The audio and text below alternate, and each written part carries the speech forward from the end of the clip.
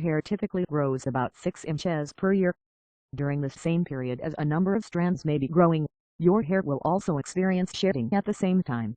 Many factors determine the rate and length of hair growth, including diet, hair care practices, genetics, health, medication, and hormones. Hair grows through 3 cycles: anagen, catagen and telogen. The anagen phase is the active growing cycle.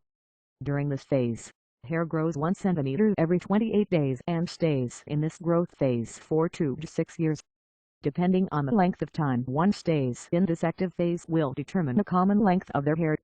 If you find that no matter what you do, your hair only grows to a certain length, then that means you have a short active phase of growth. The catagen phase is known as the transitional phase, which lasts approximately 1 to 2 weeks. During this time growth stops and the papilla begins to separate from the follicle.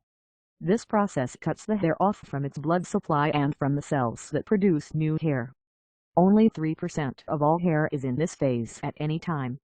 The telogen phase is the resting phase and accounts for 10%, 15% of all hair. This phase lasts 5 to 6 weeks. During this phase the hair follicle is at rest, and if you were to pull out a hair you would reveal a solid white mass at the root of the hair. This is the typical phase for shedding, which amounts to 25-100 hairs per day. After the telogen phase the cycle begins again and new hair is formed during the anagen phase. Subscribe us to know more hair growth treatments and tips.